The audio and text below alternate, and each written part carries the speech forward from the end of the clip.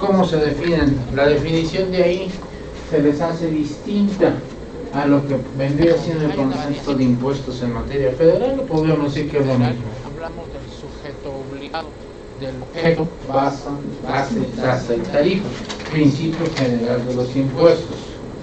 Pero aquí nos señala exclusivamente que nos dicen la situación jurídica en este código. ¿Qué quiere decir? Que puede haber personas físicas, puede haber personas morales, puede haber actos jurídicos, hechos jurídicos. Si no están contemplados en la ley, ¿qué van a hacer? ¿Cómo se les llama? Objetos de, no objetos de la ley. Y en materia federal prácticamente el impuesto se va con todo tipo de ingreso. Hay pocos ingresos no objeto de ley en materia federal, pero en materia local sí hay muchos ingresos o percepciones que no son objeto de la ley, porque lo que está grabando el impuesto está encaminado a actividades y a inmuebles, a actos relacionados con inmuebles, no precisamente por la cuestión del ingreso. Cuando hay ganancia en una enajenación de inmuebles, si hay ganancia en la enajenación y está grabado, eso es federal, pero lo que nos importa aquí es el famoso ISAI, traslado de dominio, y eso está afectando ¿a qué? Al inmueble, no al ingreso de la persona. Digamos que es una cuestión de semántica de interpretación. ¿Cuáles son los impuestos que nos marca este código?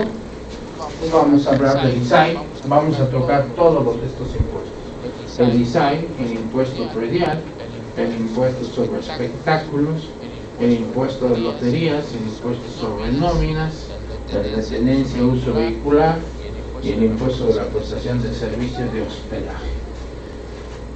El primerísimo de los impuestos va a ser el que nos va a divertir un ratito y lo que van a decir tenemos que venir para acá. También vamos a hablar de contribuciones por mejoras.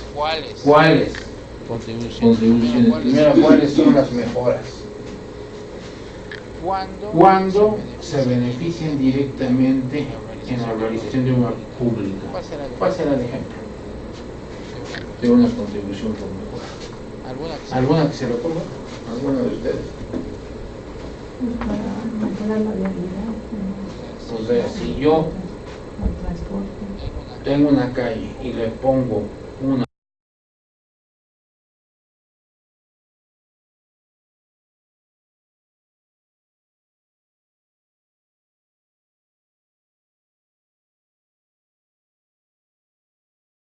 buena banqueta o esas luces que están poniendo ahora en alto, es una colonia, una manzana, una calle, esas personas van a tener durante un tiempo X un cargo por mejoras.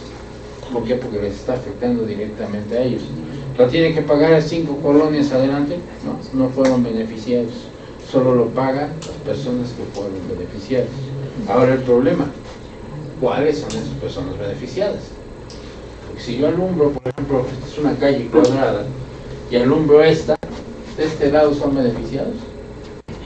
No, porque en teoría la luz está beneficiando nada más a los que peatones o a los que circulan por esta calle, y ya no lo colateral. A lo mejor de la esquinita se beneficia, porque ya tiene la lucecita, el alumbrado, se siente más seguro, pero la calle fue beneficiada, la de aquí abajo.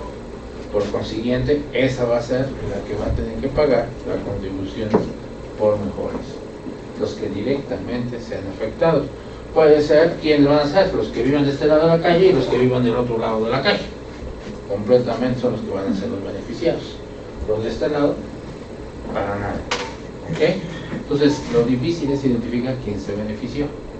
Pero, por ejemplo, si van a construir una plaza comercial o un parque público, vamos pensando en una plaza comercial porque eso es la iniciativa privada, eso genera plusvalía. No, construyan, por ejemplo, un centro de salud del gobierno, local o federal, el que sea, local. Una clínica que beneficia a la Ciudad de México. ¿Quiénes van a pagar esas contribuciones por mejoras? ¿Quién se va a decir? El que vaya, el que le toque la zona, ¿no? Efectivamente, ¿quién lo va a pagar? Y si le dicen que esa zona puede ir cualquiera, ¿Lo va a pagar todo el Distrito Federal? Y digo Distrito Federal porque todavía se me queda el vicio del DF, ¿verdad? Pero Ciudad de México, toda la Ciudad de México. Hay un criterio interno que dicen que cuando existe un inmueble que aparentemente no beneficia directamente a todos y a la vez sí, no directamente porque no recibes el beneficio, estás construyendo un centro de salud, los que reciben el beneficio son los que son los derechohabientes. Entonces ahí no es una contribución por mejor hacer cumplimiento de las obligaciones de la política de egresos del gobierno de la Ciudad de México. No tiene por qué haber ahí, ¿no? Es ahí donde digo no se presta la confusión, porque luego sí ha pasado que en algunas delegaciones dicen por haber puesto la estatua de tal se tiene que pagar contribución por mejoras los que vivan en la glorieta. Y a mí qué diablos me beneficia que esté la estatua ahí, de quien sea, ni conozco al que están adorando ahí. A lo mejor es un gárgola o un murciélago vampiro ahí que estuvo antiguo de la colonia, ese que le interesa. Entonces yo puedo decir, eso no es una mejora. ¿Cómo de que no? Le dio mayor belleza estética a tu colonia. Ok, te la paso. ¿Cuánto me va a costar contribuir? No, pues qué tanto. Me opongo, es un cargo excesivo. O sea, hay medios para impugnar o para inconformarse cuando sentimos que no es una afectación directa.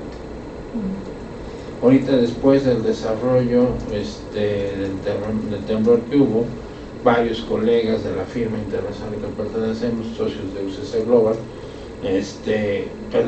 aparte de que quedaron inhabilitados para subir a su departamento, el parque lo querían poner para crear una especie de club privado. Es un parque público. Entonces, ¿qué? Dicen, en algún tiempo nos pidieron cooperación porque hicimos la contribución por mejoras para arreglar el parque público, para que todo mundo estuviera iluminado, seguro, y ahora lo quieren quitar, nos oponemos. Entonces hay forma de oponerse porque también te costó a ti. Si necesitas un mantenimiento, es tu obligación, está dentro del horario. Si necesitas una mejora especial porque va a generar un beneficio, que cóbranos. Pero ahora me dices que lo vas a quitar. Nada más, no. Hay oposición y por eso una oposición vía juicio. ¿Okay?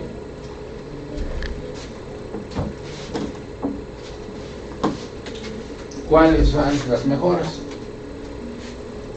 Agua, instalación sanitaria, alumbrado público, vialidad, salud, educación, cultura, recreación, deporte, seguridad, transporte, trams y paraderos, centro recreativo y cultural.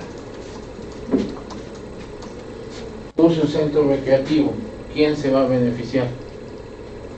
Toda la Ciudad de México, el que vaya al centro. Sin embargo, dicen, sí entra como mejoras, muy inteligentemente. Hay amparos contra esto. Porque dicen, si tienes que fomentar la educación, es parte de tu presupuesto de egresos, mi rey, ya tienes el dinero. Y aquí yo no me estoy beneficiando en forma directa.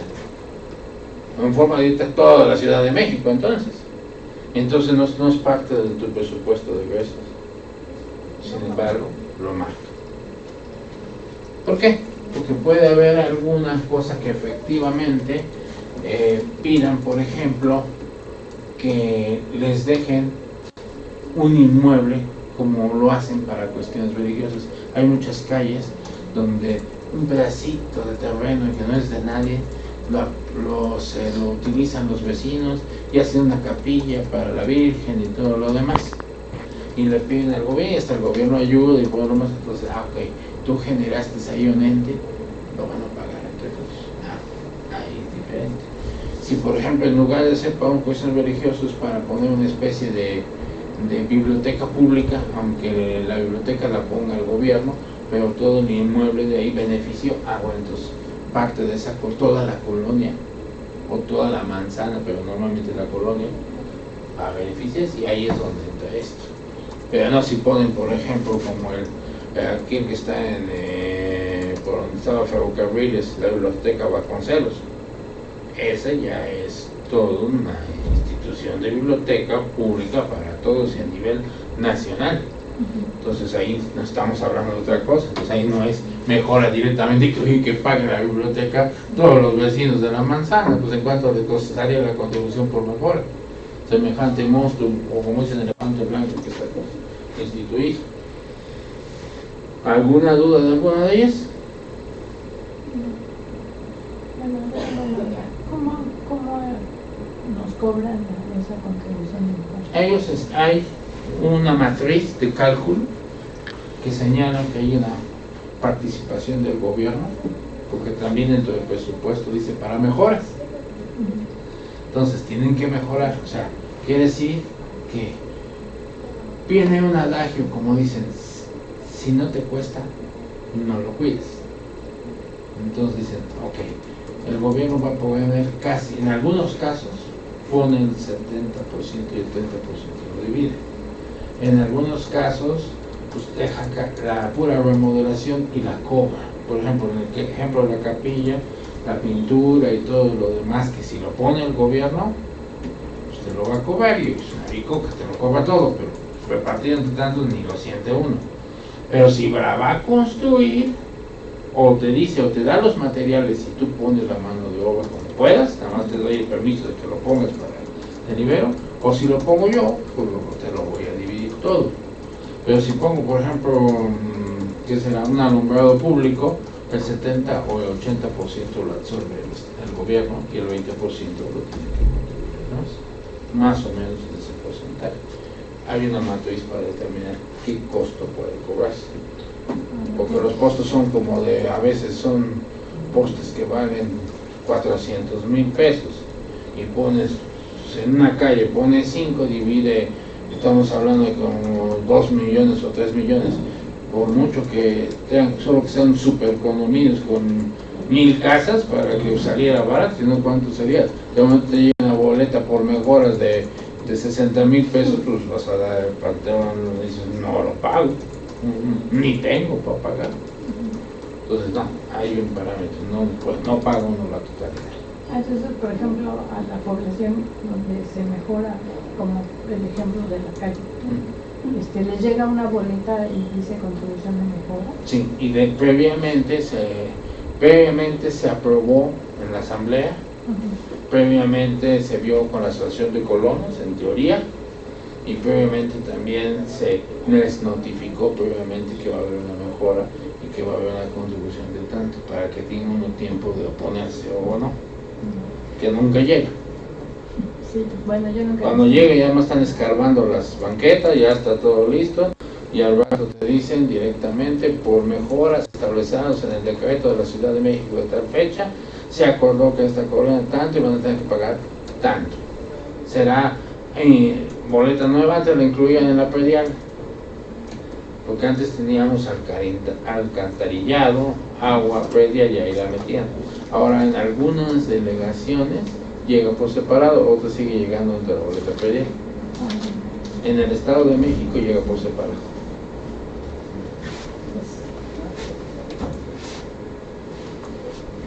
Derechos por las que el uso de aprovechamientos de bienes de dominio público. ¿Cuál es el derecho? El agua. Una cosa es que sea mejora, que te pongan tubería, esa es mejoras. Pero tú pagas, te están vendiendo el agua. Pero como no es venta del gobierno, le llamamos derechos. Cuando, bueno, aunque esto es federal, pero vamos a uno local. Cuando yo pido la licencia, estoy pagando de manejar, son derechos que pago por la licencia. Si yo pido que me pongan la alarma, no es una mejora. Estoy instalando una alarma, esas que están poniendo de vigilancia, eso, pago los derechos. ¿Quién paga? La colonia, lo que sea. Algunos la está poniendo el gobierno sin cobrar nada, aparentemente. Pero cuando uno paga algo y va a recibir a cambio algo, es muy común, por ejemplo, en el pasaporte. Es un derecho que pago por el pasaporte. Es un beneficio. ¿Cuál es el beneficio del dominio público? La facultad del Estado de respaldar ante el mundo que yo soy un ciudadano mexicano a través de ese documento y que yo voy a poder con ese identificarme cuando viaje al extranjero. Es un derecho.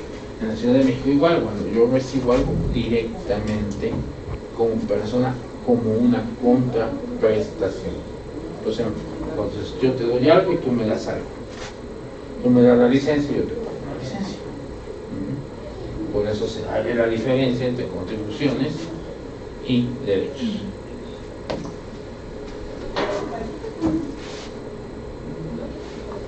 ¿Cuáles? Ahí los tenemos: el suministro de agua, prevención de contaminación, personas ciudadanas, expedición de licencias, todo lo que se haga en el registro público de la propiedad. No me vayan a decir del comercio. ¿Por qué? Porque todos tenemos la costumbre de hablar, voy al registro público de la propiedad y del comercio. No me vayan a decir del comercio. Que en el registro público de la propiedad se reciba cuestiones que tengan folio mercantil de comercio, eso es una cosa, pero en realidad el registro público de comercio es federal y el registro público de la propiedad es estatal. Entran en el mismo lugar, sí, pero son diferentes oficinas. Es como si el gobierno federal le pidiera un rinconcito a cada registro público de la propiedad para poner su estanquillo y ahí recibir las cosas que le corresponden en materia federal. Como por ejemplo, aquí vamos al registro público de comercio, cuando se inscribe folio mercantil y una constitutiva en materia federal. Okay. Archivo de notarías, pues ya saben, es donde se custodia todo el historial de lo que hacen todos los notarios. Todos los notarios cada 5 años tienen que llevar sus libros a archivo de notarías. ¿Esto qué quiere decir? Que si usted tiene un acta constitutiva o una escritura de una casa y la perdió, puede ir con el notario con una copia certificada a lo mejor a la notaría. Pero si ya pasan 5 años, lo va a decir, yo no tengo nada. Tiene que ir al archivo a las notarías y rastrearlo y pedir, y viene ya no como notario, dice el escudo archivo a las notarías y sellada el documento que les llega. Registro civil son derechos, mis actas de nacimiento, mis actas de matrimonio, de función, divorcio, reconocimiento de hijos y todo lo que quiera, viene siendo el registro civil. Control vehicular, bueno, todo lo demás, hasta las multas. Servicios médicos, cuando la multa no es un derecho, pero digo, con todo lo que se hace en el registro vehicular. Servicios médicos, cuando yo pago derechos, ¿cuántas veces no les han dicho necesito una constancia de salud, de que está en buen estado de salud? Voy a Salubridad y pago derechos por ese examen. Protección ciudadana, si específicamente yo pido, como cuando está aquí el autódromo, que si yo quiero, digo, porque yo lo hice, yo rentaba el autódromo para que se hicieran las arrancones de cuarto de milla, pero me exigen la seguridad, que tenga 2 ambulancias por el tamaño del lugar, servicio médico y que haya vigilancia. Entonces tengo que contratar a seguridad pública, la policía, para que me lleve puros guapetones ahí en todas las entradas, como 40 o 50 policías, que me va a costar una fortuna, y tengo que pagar los derechos por el servicio. Otros, por los que se nos olviden, por ahí que haya más registro. Aprovechamientos por el uso o explotación de bienes de dominio público distinto de las contribuciones. ¿Cuáles? Vamos a señalar 3 principales. Los permisos, concesiones de uso de bienes de dominio público. Yo te doy la concesión de que vendas tortas en el autódromo. Es una concesión. La concesión que les dieron a las famosas grúas para que acompañen para llevarse los coches al poblador. Las que dañan o deterioren, ese famoso, lo caro que cuesta que se lesionen esos camarillos como que distinguen al metrobús del resto de lo que están poniendo por donde quiera, que dicen que si le pegas al amarillo, pues te cuesta, aparte de que el poblador te cuesta una fortuna ese plástico amarillo que están poniendo en todas las calles. Entonces yo lesiono o daño algo que sea de la Ciudad de México, pues lo voy a tener que reparar y todo lo que representa. Y obviamente voy a pedir también que si hay violaciones o hago construcciones o de alguna manera voy a explotar algo de la Ciudad de México, de acuerdo al reglamento, voy a tener que pagar por ese servicio o por las consecuencias que me está haciendo. Algunas consideraciones. El artículo 54 nos dice que las instancias, bueno, primero vamos a hablar de este artículo 14, que es el más importante. ¿Qué se refiere a eso? Afirmativa, aplicación estricta, perdón, lo de aplicación estricta. ¿Qué es aplicación estricta? En otros cursos que hemos hablado de planeación fiscal, hemos escuchado y hemos hablado de que los impuestos son de aplicación estricta, de interpretación y aplicación estricta. Y yo he defendido a través de varias tesis de las 5 constituciones y 5 del Código Fiscal de la Federación que la interpretación no es estricta. ¿Por qué? Porque tengo la opción. Ejemplo, yo tengo 1 millón de ingresos anuales. Yo ya sé que puedo estar en el RIF o puedo ser régimen general de ley. Yo escojo. ¿Qué estoy haciendo? Interpretando la ley y discerniendo en la situación jurídica que yo considere que me conviene. Estoy interpretando y estoy viendo que a pesar de que me dice podrán estar en el régimen, los que tengan dicen podrán, quiere decir que discerno no es imperativo, deberán, entonces yo puedo escoger. Estoy interpretando, jugando y poniendo bajo la situación jurídica. Una vez que ya escojo el supuesto en el que yo me ubico, no hay vuelta de hoja, tengo que aplicar los impuestos tal y como dicen. Entonces la interpretación no es estricta, sin embargo la aplicación sí. Pues cuando ya caigo en el supuesto no tengo opciones, a menos que la propia ley me diga exentos o con cualquier beneficio, si no, ya caigo en la aplicación estricta. Muy distinto de lo que viene siendo la interpretación. ¿Ok? Por otro lado, también, si yo actúo contra la autoridad o hago una promoción o busco una petición o una aclaración o meto en el contencioso o en un recurso administrativo, no contencioso, administrativo, ante una autoridad local, y si en los 4 meses no tengo respuesta, tengo la afirmativa ficta. ¿Qué es la afirmativa ficta?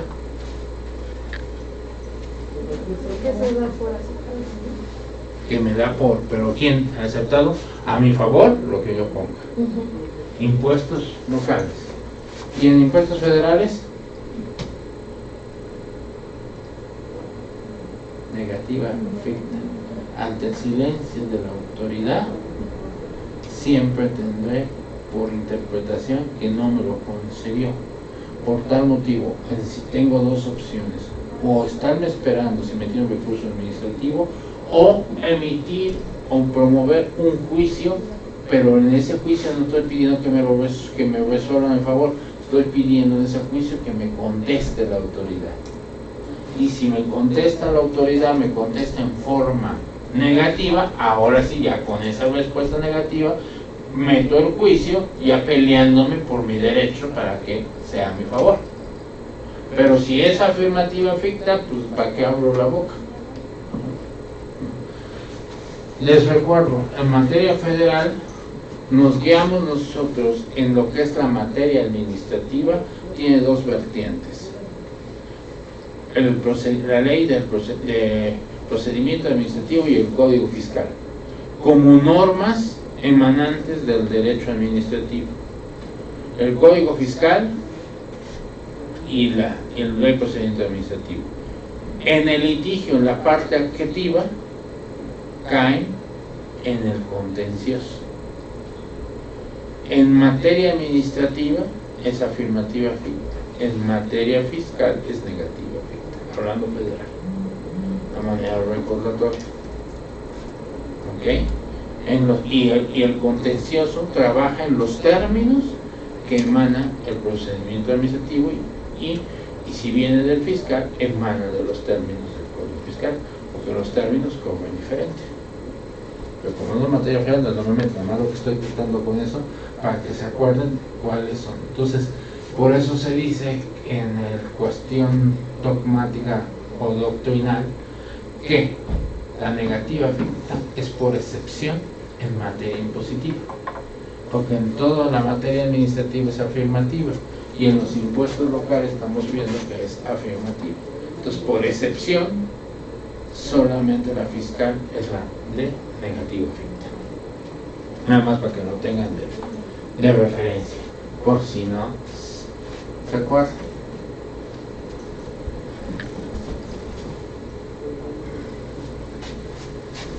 ¿Quiénes pueden hacer avalúos? Pues son algunas consideraciones, puntos importantes que hay que conocer. Los peritos evaluadores. ¿Pero qué tienen que reunir el perito? El propio 24 del Código Financiero nos dice que deben de reunir los peritos, que es evidentemente registrarse en la tesorería, sacar un número de tesorería para que ese avalúo valga para efectos fiscales. ¿Para cuál? Principalmente para el ISAI. ¿Cuánto dura el avalúo? 12 meses. Anteriormente, ¿cuánto era? En algunos tiempos, 6 meses. Entonces dura 12 meses. Por si uno quiere sacarlo, pues ya sabe que tiene 12 meses para hacer la operación, porque si se pasa 12 meses va a tener otra vez que gastar en otro. Las instituciones de crédito. Un evaluador de la institución de crédito podrá evaluar para efectos fiscales. No, porque él evalúa para embargar, para otorgar créditos, para otorgar garantías, para otorgar fianzas, para pura cuestión comercial. Y no necesariamente es fiscal. A lo mejor lo comercial es más alto de lo que a veces diríamos, pues todo debería ser igual, pero a lo mejor el perito evaluador pone un inmueble en $1,000,000 de pesos, pero el evaluador de crédito dice, bueno, tiene ahí está diseñado para poner anuncios espectaculares, le encuentra ver otros beneficios colaterales, él evalúa el entorno y el equivalente de la renta, de cómo está la renta en otro lugar, cómo está el valor del predio en lugares similares. Entonces te saca a veces un valor comercial, que un valor comercial debería ser el valor real de las cosas, pero como al final de cuentas toda valoración que tiene, como vamos a ver cuando calculemos al último un pequeño cálculo, lo que se considera en las tablas de código financiero, no deja de haber un toque de subjetividad.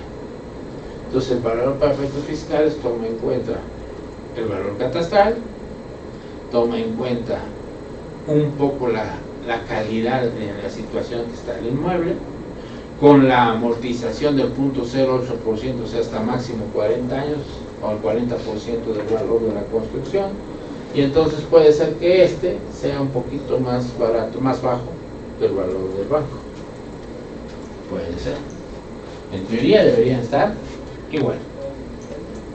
Dirección General del Patrimonio Inmobiliario, se supone que están especialistas, evaluadores, que conocen de los bienes. ¿De cuáles bienes? Pues de los que se adjudica a la Ciudad de México.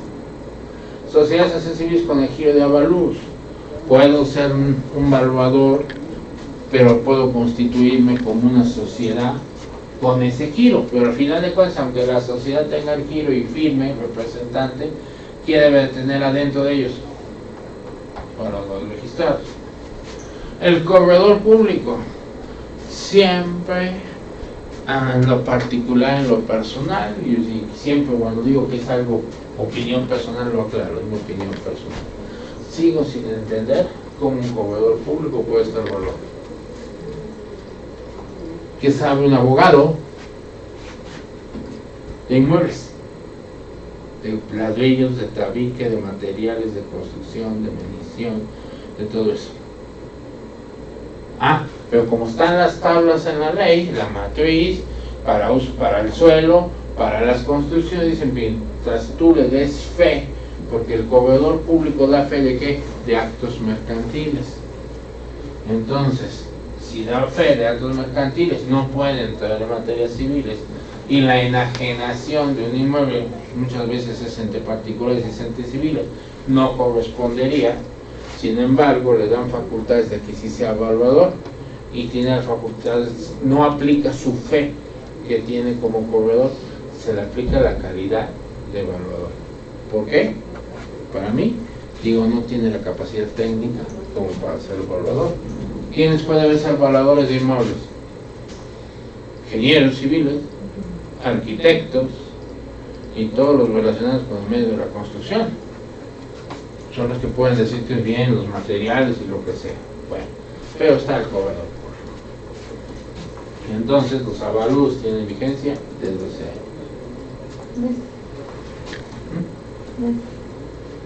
¿Qué? No. Que dije ¿qué? Años. Dije 12 años. Bueno, es la edad que tengo. Obligaciones de dictaminar. ¿Sabían que se dictamina en la Ciudad de México? Los que tengan inmuebles que valgan arriba de 28 millones, sea uno o varios, por persona. Por eso dice la ley, sujetos, personas físicas o morales. Voy a evaluar no al sujeto, pero sí es un parámetro. Si yo soy un sujeto y tengo 3 casas y por las 3 vale arriba de ello, voy a tener que dictaminar para efectos del impuesto predial.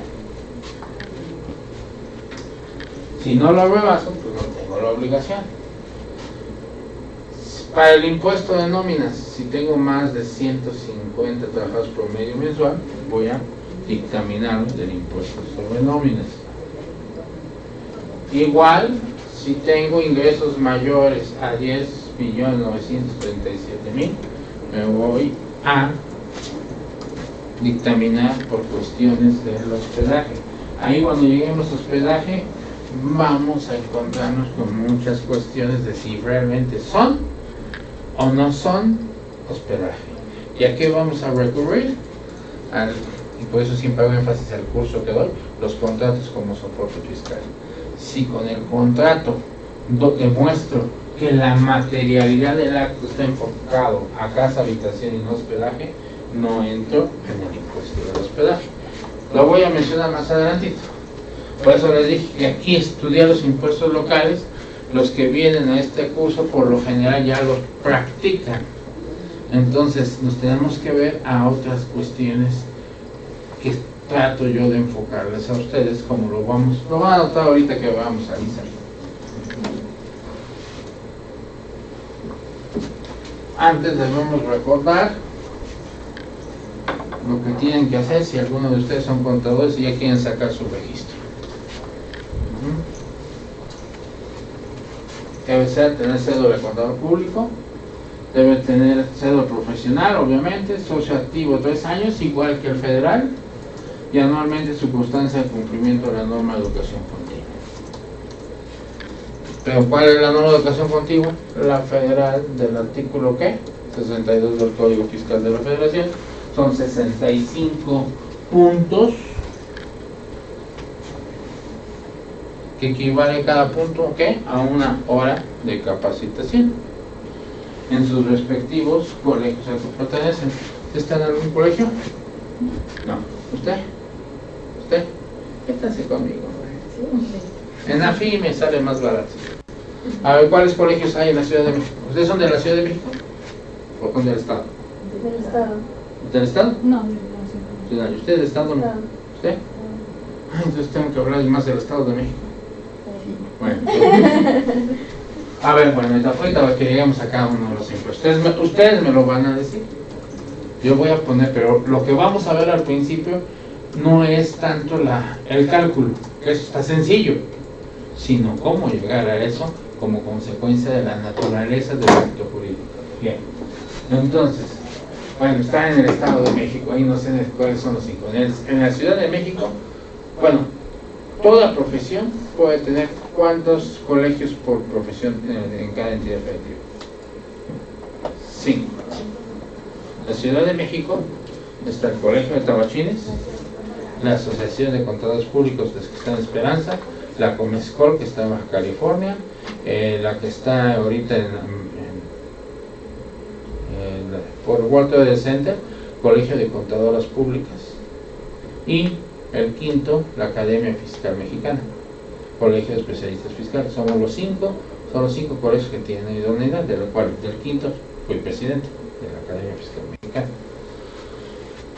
5,000 pesos de cuota anual pueden pagarla como en Electra, en Cachitos.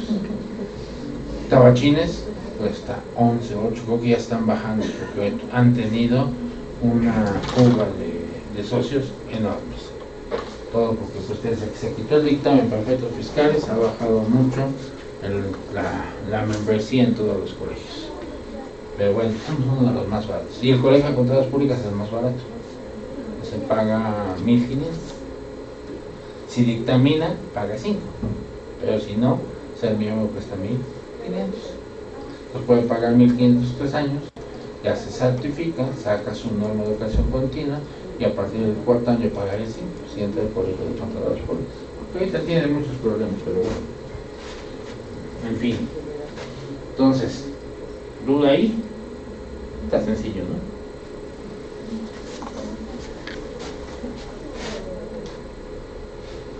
Isai. Aquí va a empezar lo divertido. Ustedes me van a tener que ayudar. Las personas físicas que adquieran un inmueble en la Ciudad de México y solo se adquiere una parte, pagarán la proporción que se adquiere. Se aplica la tarifa de 114, Código Financiero de la Ciudad de México. Entonces, ahorita en el material estoy haciendo énfasis hacia la Ciudad de México. Aquí lo único que van a buscar es el equiparable en el Estado de México. El problema, ¿cuál es la diferencia entre el Estado y la Ciudad de México? Los requisitos y los valores de las tablas. Porque en el Estado de México, si más no me equivoco, es más barato que la Ciudad de México, en algunas zonas. En otras puede ser tan cara como la Ciudad de México. Pero igual está dividido en regiones y pagan según la zona. Bien.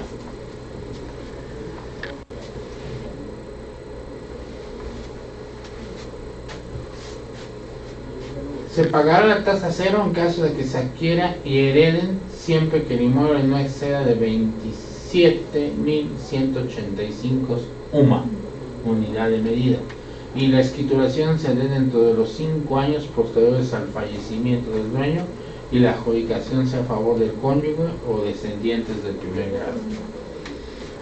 ¿Cómo está la UMA? ¿Ustedes que a cada rato operan? 89.84. Bueno, 89 fracción. ¿Cuánto será por 27.185? A ustedes que hagan la calculadora.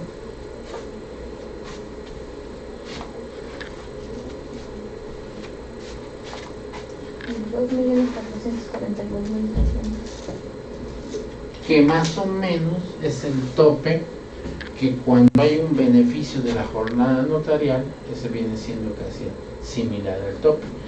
¿Ustedes tienen jornada notarial en el Estado de México? ¿Y el límite de cuánto es?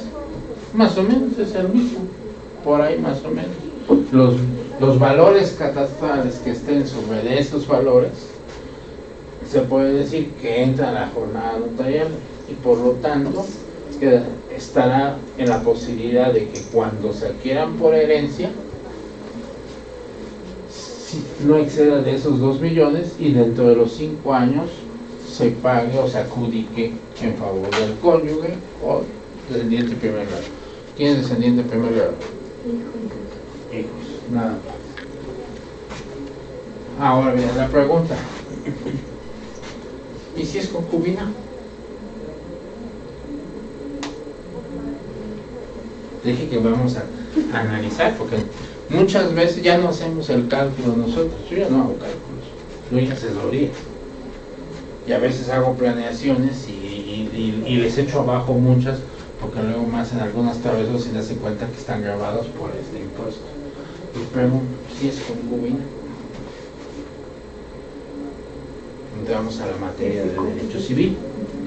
Esto se le llama hermenéutica, aplicar diversas disposiciones normativas a un mismo caso concreto en tiempo y espacio. Lo hacemos todos los días, hacemos pagos provisionales, de honorarios, por ejemplo, y si tienen trabajadores, como mayor razón, aplicamos la ley del IVA, aplicamos la ley de impuesto a la renta, y si tienen trabajadores, pues dentro de la ley del impuesto a la renta, la retención de salarios, aplicamos la ley del IMSS y aplicamos el Infonavit. En un mismo caso, aplicamos muchas disposiciones normativas. Entonces, como contadores no estamos ajenos a tener nuestro Código Civil en nuestro escritorio. A partir del 2000 hubo reformas al Código Civil. En el Código Civil esas reformas impactaron un poquito, y una de ellas, si me van a permitir la anécdota de 5 minutos, pero primero aclaro esto. En el Código Civil se especifica ahora sí cuáles son los bienes que tienen o lo que no tienen los matrimonios. Hasta antes del 2000 todo entraba a la sociedad conyugal, a tal grado que voy a ponerles un ejemplo, y es un ejemplo real. Mi suegra le dieron por donación el gobierno un inmueble estando casada, pero la recibe por donación, así se le transmitió, aunque pagó derechos, se le transmitió, curiosamente pagó derechos y se le transmitió y se quedó con el inmueble. Fallece el suegro, entonces ella, el inmueble de entrada sería nada más de ella, pero aunque lo haya adquirido con el matrimonio porque lo recibió de donación, pero esta es una aclaración después del 2000, como se casó antes del 2000, entonces el inmueble entra a la sociedad conyugal.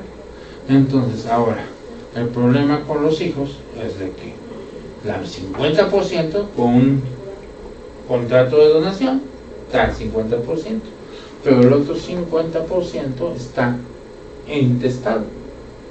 Entonces entra la sucesión testamentaria por los 5 hermanos, pero el que es prácticamente el dueño es uno.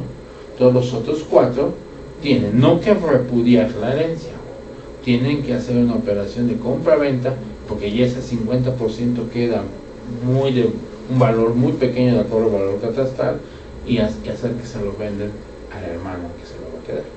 Fíjense en todo, nada más. Si esto hubiera sucedido después del 2000 y lo recibe aún el matrimonio, pero dice donación del Estado, eso hubiera sido 100% de la suegra, y ella podría hacer el fondo de donación por el 100%. Quiere decir que antes del 2000 no estaba duda, entonces cuando vas con la notaría, si es antes del 2000, no me la juego, todo entra a la sociedad. Después del 2000 ya quedó claro todo, que le corresponde y se fortalece, pero lo importante que dice el código, una vez reconocida como cónyuge, tiene los mismos derechos, digo que la concubina, que se reconoce como concubina, tiene los mismos derechos que el cónyuge. Entonces, por consecuencia, procede. Le dije que íbamos a ver código, ¿se lo sabían? Bueno, ahí viene. Para conocer precisamente el código, porque a veces nada más nos vamos al cálculo. Y si lo hacemos, porque a veces, oye, si vendo, ¿cuánto me va a costar? Se lo voy a vender a mi hijo. Oye, se lo voy a donar, no tengo que pagar nada. No pagas nada federal, pero el ISAI, entonces sí. Ay, ¿cuánto es? ¿Tanto? Ah, ¿verdad? Entonces mejor me espero, mejor se lo da por testamento, y él sea su bronca de él a publicarse. Bueno, ya es pregunta de cada quien, pero ya le dijiste, porque decía, no, si me dicen por ahí que están exentos las herencias para los hijos, no pagan ningún impuesto por recibirlos. Sí, mijito, federal, pero el impuesto local de ISAI es en mi padre, Dios te lo quita. Entonces tienes que hacer procedimientos y cálculo para ver si vale la pena. ¿Cuándo se da la adquisición? O sea, ¿qué es el impuesto sobre adquisición de inmuebles? ¿Cuándo se da la adquisición? ¿Cuándo se dice que yo adquirí? Por default, todos sabemos que en la compraventa hay una transmisión, hay una enajenación y una transmisión.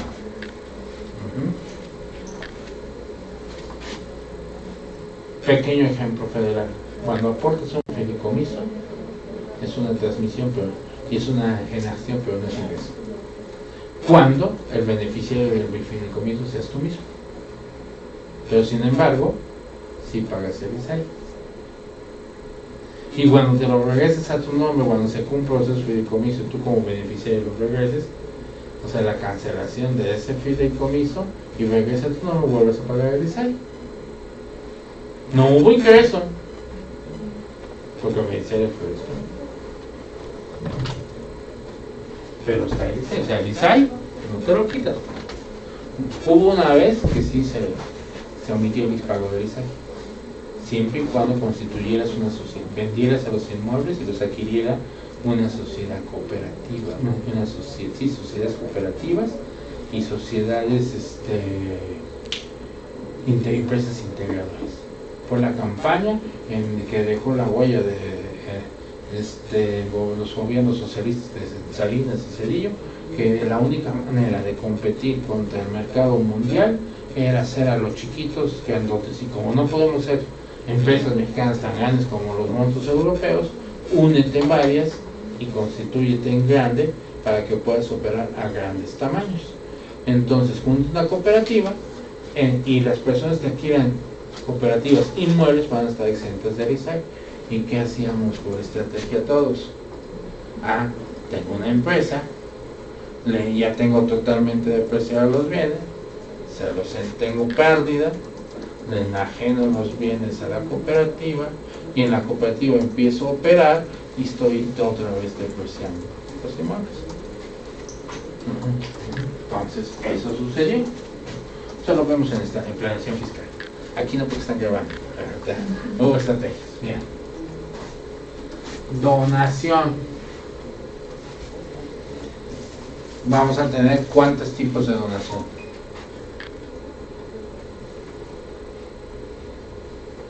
Donación pura, donación condicionada,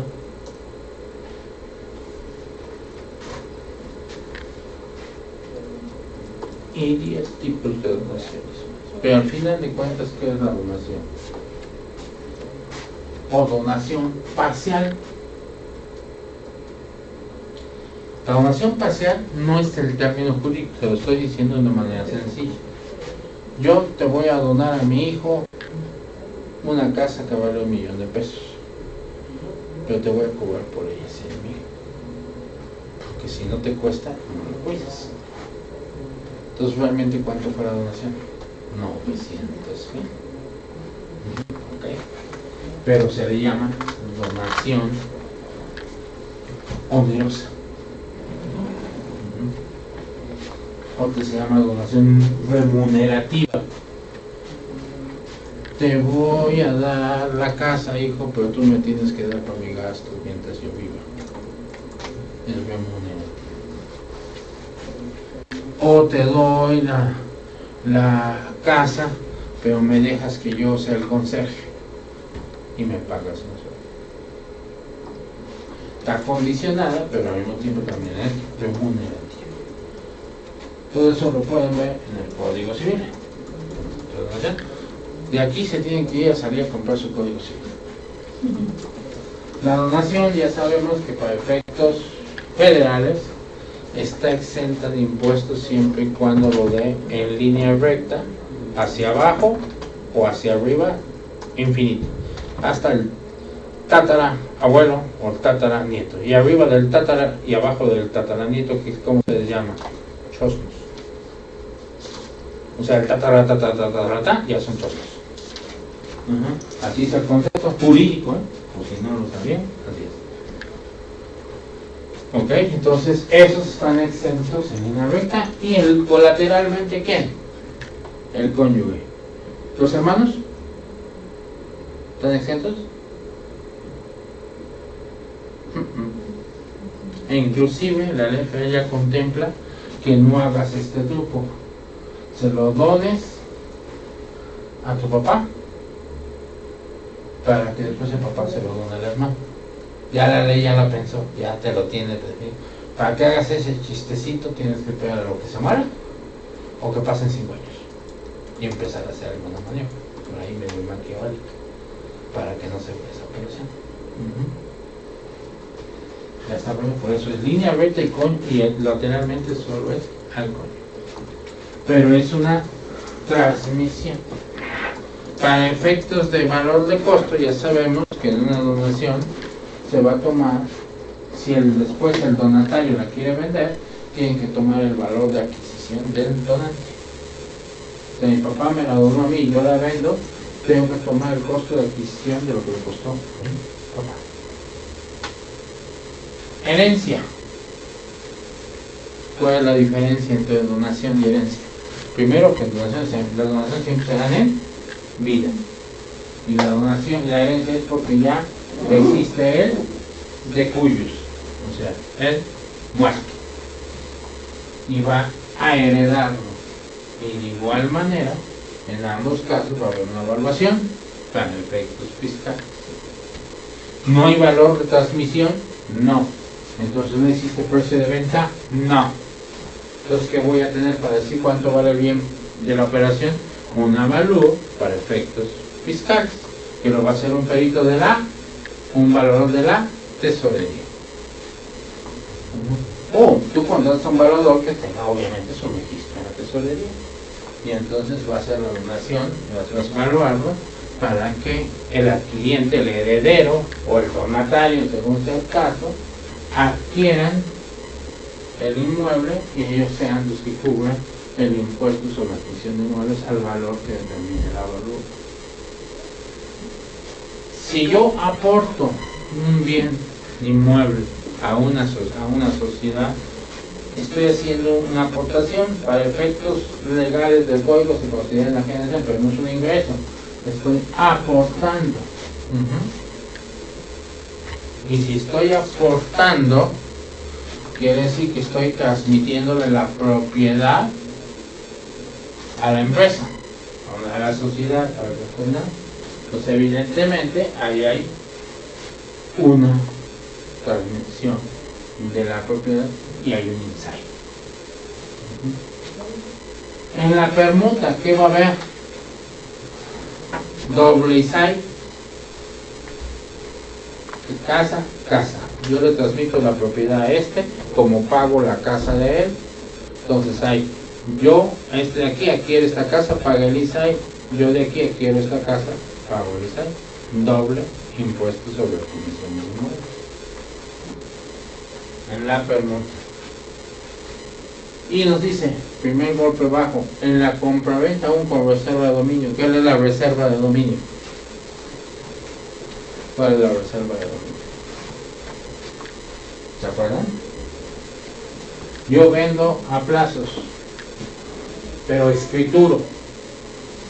Me reservo el dominio de mi bien que estoy vendiendo hasta que la otra parte termine de pagar. Cuando yo ve que me quedo satisfecho con el pago, doy una carta para que en ese momento se desgrave o se libere la reserva de dominio, y ya sea una adquisición lisa y llana para el adquiriente. La promesa, cuando en futuros comprados entre su posesión de los bienes o el vendedor reciba el precio de la venta antes del contrato prometido. ¿Qué es el contrato de promesa? Es un contrato en el que se compromete uno a comprar y otro a vender a futuro. Es el contrato de promesa de compraventa. Oye, en lo que tengo lana, quiero que de una vez no se lo vendas a nadie, vamos a hacer un contrato de promesa de compraventa. A mí me falta lana y dame un plazo. Si en ese plazo no puedo pagar, ya lo puedes vender. Si lo vendes, me estás perjudicando porque yo estoy juntando y está embarcando para ese inmueble y puede haber una pena. Y tú también, si no me lo vendes cuando yo estoy ya adquiriendo crédito para eso, me estás afectando. Entonces me tienes que pagar algo. Entonces hay penalización, hay compromiso de que a una fecha cierta van a hacer la operación de compra-venta. Entonces quiere decir que en ese momento, se va a realizar. Pero ¿qué pasa? Va a ser una operación a futuro, pero si se paga, como dice, entre el comprados, entre en posesión de los bienes. O sea, todavía no te lo vendo, pero ya lo tienes. Cuídalo y úsalo. O el vendedor reciba el precio de la venta antes del contrato. Todavía no tienes dinero para escriturar, pero ya en el contrato de promesa ya está pactado. Y tal como lo llevaste ante fedatario y dijiste, va a ser un contrato de promesa y en garantía del cumplimiento dejo el valor total. O una cantidad parcial. No, la parcial no dice, recibe el precio de la venta, el total. En ese momento se va a pagar el ISAI. ¿Eso sucede en la realidad? No sucede en la realidad. Porque muchas veces no se cumple el contrato de promesa y solamente cuando ya vamos después de 1 año o 2 años al notario, en ese momento no lo cobra. Y más vale que hagamos que la operación se hizo en ese momento. ¿Qué pasa si el notario la hace de que la operación se celebró hace 2 años anterior? Es el ISAI y los impuestos más actualización y reclamos. Entonces hay que cuidarlo.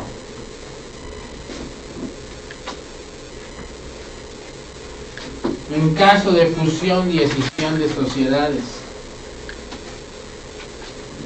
si cuando yo me fusiono subsiste la empresa que se va a fusionar, nada más se fusiona una parte, o sea, se escinde para fusionarse en otra,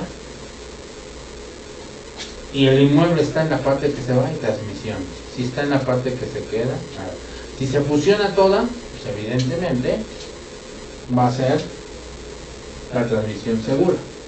Escisión, pues si me voy a separar y el bien inmueble está dentro de lo que se va, hay una transmisión de la propiedad y por lo tanto va a generar el impuesto. Dación en pago. Si yo te estoy pagando con un bien porque no tengo dinero, pues te estoy transmitiendo la propiedad. También es el ISAI. Transmisión del usufructo así como su extinción. ¿Qué es el usufructo? El uso, goce y disfrute de la cosa. Estoy hablando de impuestos. Uso, goce y disfrute de la cosa sin la propiedad. Entonces, si no tengo la propiedad en el usufructo, ¿por qué voy a pagar el ISAI? Desde los ojos de los contadores nunca se ha entendido por qué en el usufructo, porque si no soy propietario, ¿por qué tengo que pagar el ISAI? Porque me dicen que el impuesto es la transmisión de la propiedad. Pero jurídicamente se entiende el usufructo como una transmisión de derechos reales. No tienes la propiedad, pero tienes los derechos reales. ¿Y qué son los derechos reales? Es poder disponer del bien como tú quieras. Claro, si lo destruyes, cuando se venza el usufructo, tendrás que reponer eso al propietario, porque no era tuyo. Pero tú puedes disponer de él. Entonces, como puedes disponer de él, usarlo, gozarlo, disfrutarlo, el uso, goce y disfrute, y puedes disponer de él, entonces hay una transmisión de derechos reales.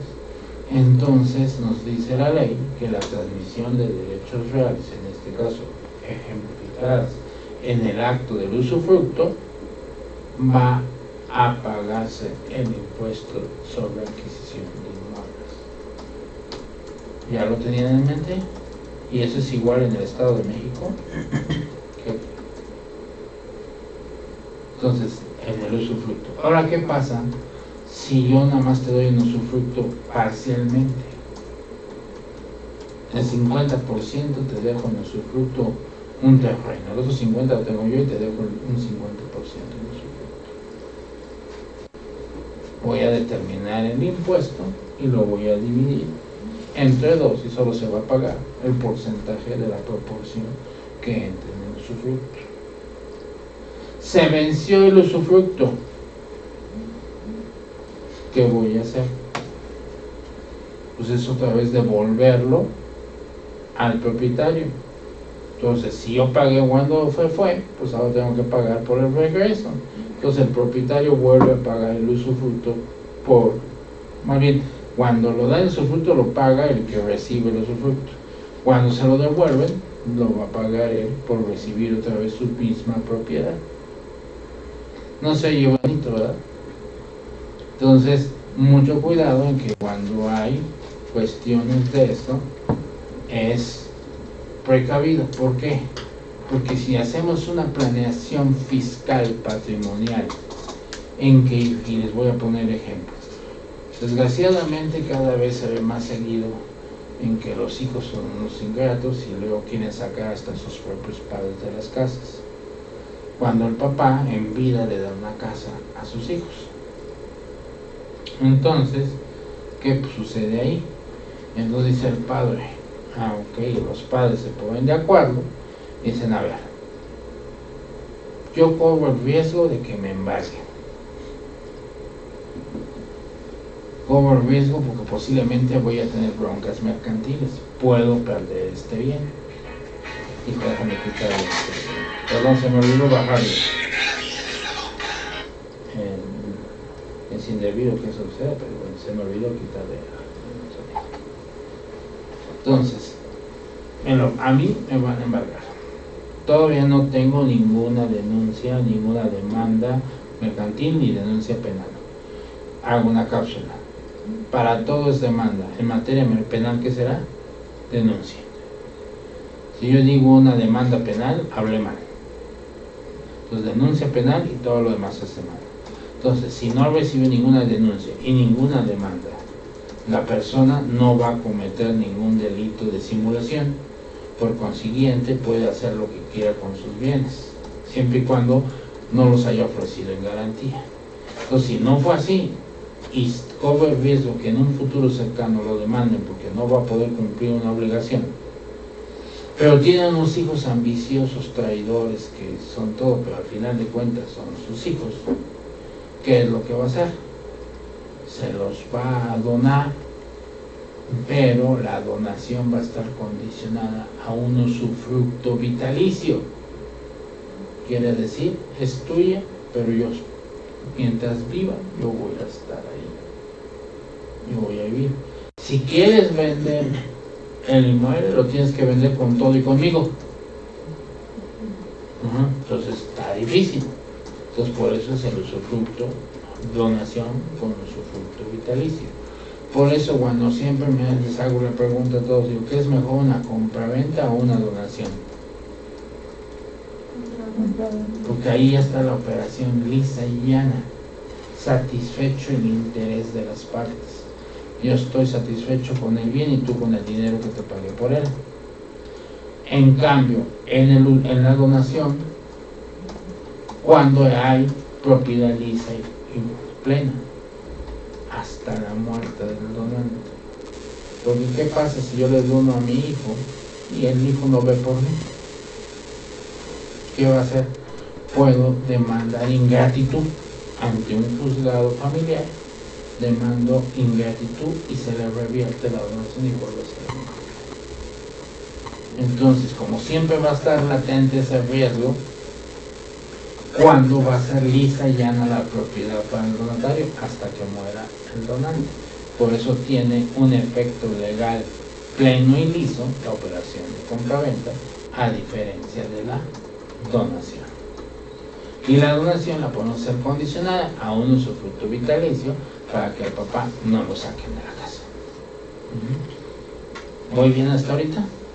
¿Sí lo van entendiendo eso? Prescripción positiva. ¿Qué es la prescripción